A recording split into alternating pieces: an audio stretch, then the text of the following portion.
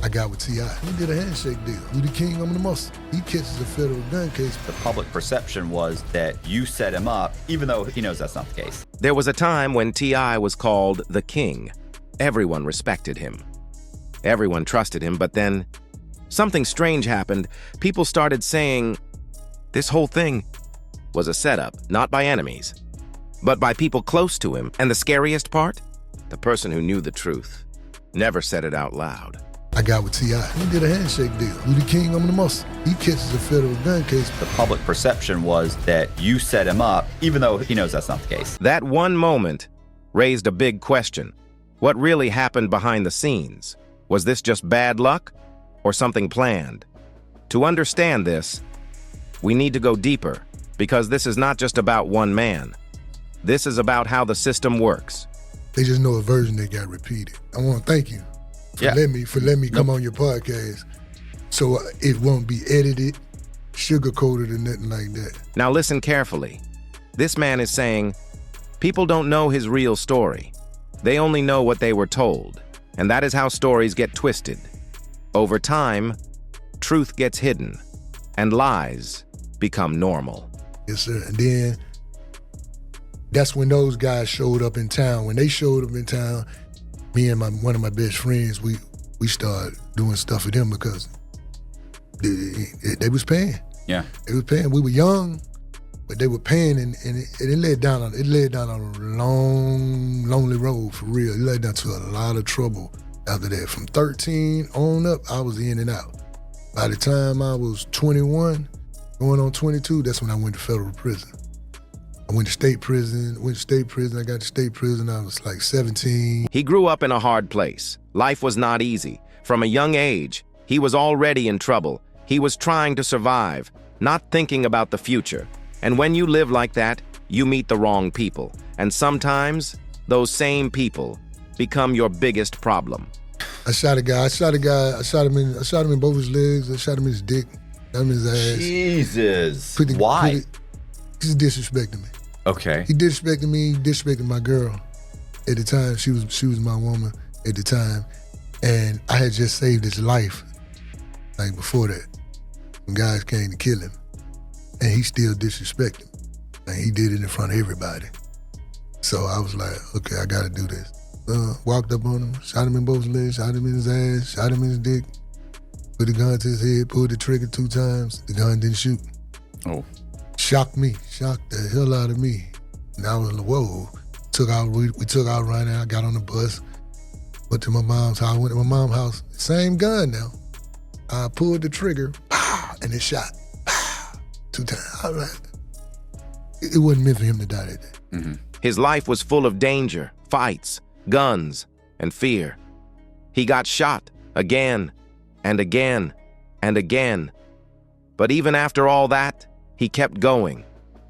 Because in that world, you don't stop. You either move forward or you get left behind. No, different group of guys. I got guys try to rob me. I'll go to the train station to pick the same girl up, and my partner at the time, you remember they used to have phone booths. Mm-hmm. My partner had to use the phone. He looked at his beeper, he had to use the phone. He goes to the phone booth. That's holding me up. So now me and this girl don't got to arguing. We out in the parking lot arguing. Outside of the car, these young dudes come up. Somebody, give it up. I'm like, give it up. Like, yeah, and I'm looking at one of them. I said, I know you. He like, you don't know me? You don't know me? I said, nigga, I know you, nigga. And he was like, you don't know me. I said, yes, I do know you. I said, you're not finna rob me. I said, you got to be crazy. I'm the robber. And I looked at her. I said, man, spit on him. She said, huh? I said, yeah, spit on him so he can get out of my face. And she was like, spit on him.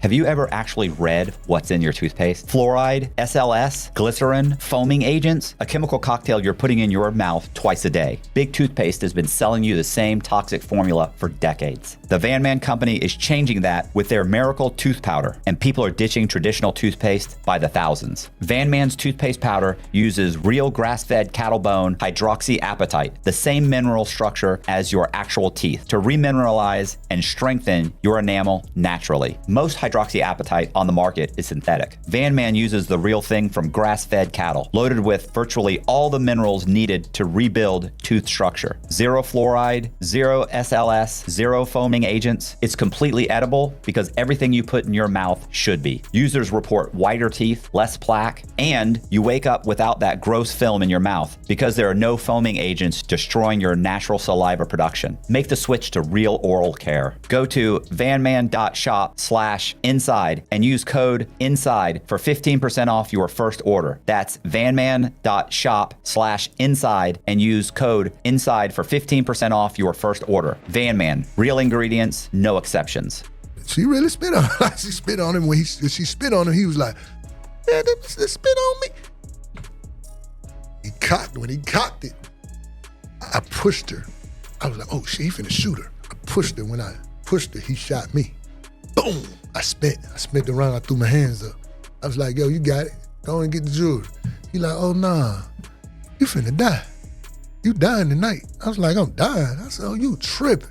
By that time, my partner who was on the phone, he had done heard it. Mm-hmm. He had finally caught, and then he said, "Yo," he said, and all of us looked that way. Even the guy who shot me looked that way. And when he looked that way, I fell on the ground and rolled under the car. I rolled up under the car and I said, "Shoot him, kill him."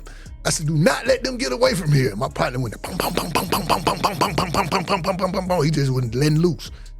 So they get away, they shoot back, they get away.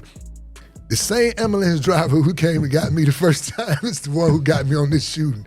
And he said, "Who the hell is trying to kill you, man?" Like he said, "You just got shot like 3 weeks ago." He grew up in a hard place. Life was not easy. From a young age, he was already in trouble. He was trying to survive, not thinking about the future. And when you live like that, you meet the wrong people. And sometimes, those same people become your biggest problem. I had a guy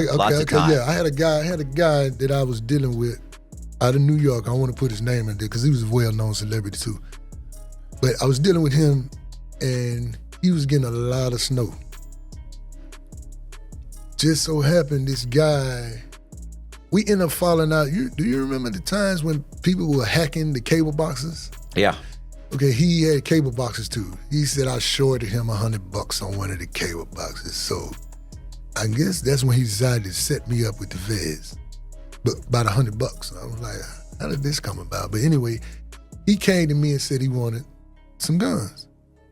And I was like, "What you need a gun for?" He was like, "I need it for my partner."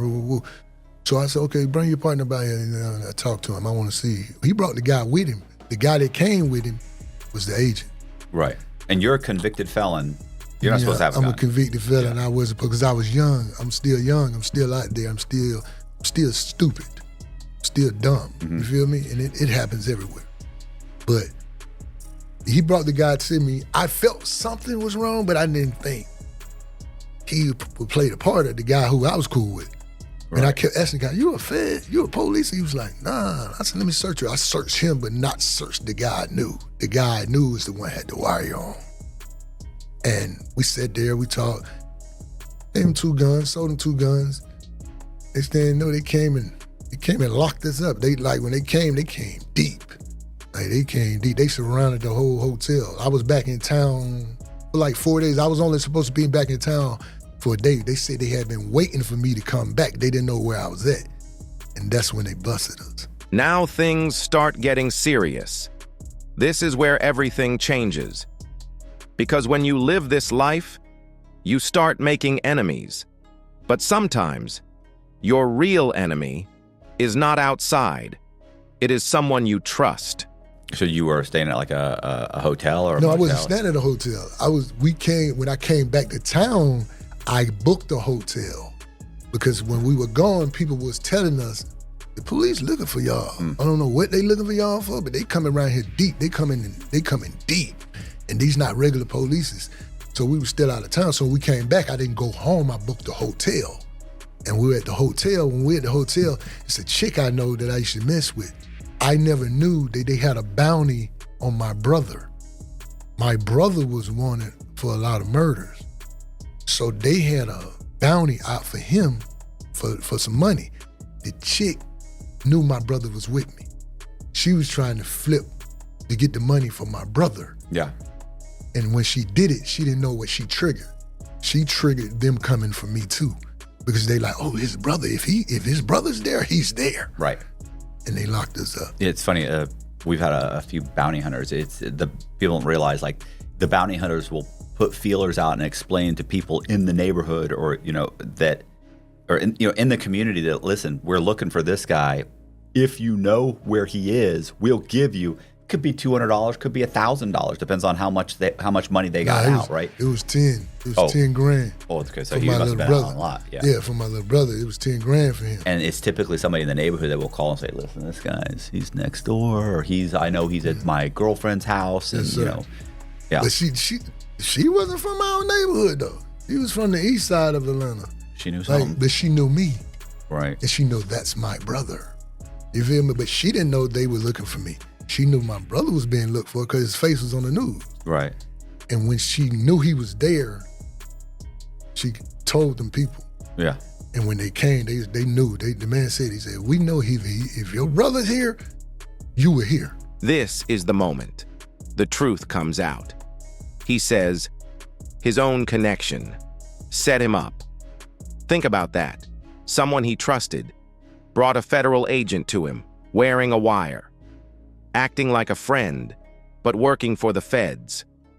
This was not random. This was planned. Step by step. Is that, no, the sale. The sale is what? No, 5 or 10? The sale, what they came with was, you've been in the feds, so you know, what they came with was, plead guilty to this, you drop this. Right. Well, I plead guilty to the 922G. Oh, to that's... The sale. Yeah, the sale. The sale was gone. I pleaded guilty to the 922G, convicted felon with a firearm. Yeah. Because you never put no money in my hand. You put the money on the table. Right. So what is that? Like, if I'm caught with a firearm... I was facing up to 10 years. Oh, so you got like armed, you're a career criminal. You're a career criminal. No, I wasn't a career criminal, but I had convictions. Yeah. You know, they get a point system on your PSI. Yeah, so it's going to jack it up. Yes, sir. Because like if I get caught with a firearm, it's 3 years, right? Because I only have a couple of charges, or I have a bunch, but it's 2 sets. And they were really upset with me though, because they say I kept playing with them. Right. They say I kept lying to them about my brother. You're selling guns. They don't like that. You've been caught with a 22 in your glove box. That's different than, no, he's selling guns. You don't know where those guns are going to go. Like they think that's serious. Yes, sir. Yes, sir. Yes, sir. They took it serious. Right. I'm telling you, they took it serious. So you played it 10 years? No, when I pled guilty, they said I was playing games. They said I didn't fully admit my wrongdoing, quote unquote. Yeah. You weren't taking responsibility? Wasn't taking the responsibility. And I'm like, what do you mean? They said, because you sitting here saying you wouldn't have pled guilty if we wouldn't have had you on the wire. You wouldn't have pled guilty. I'm like, who would plead guilty if you had him on the wire? I was like, that don't mean I'm not taking responsibility, right. though. But so they sentenced me to 92 months.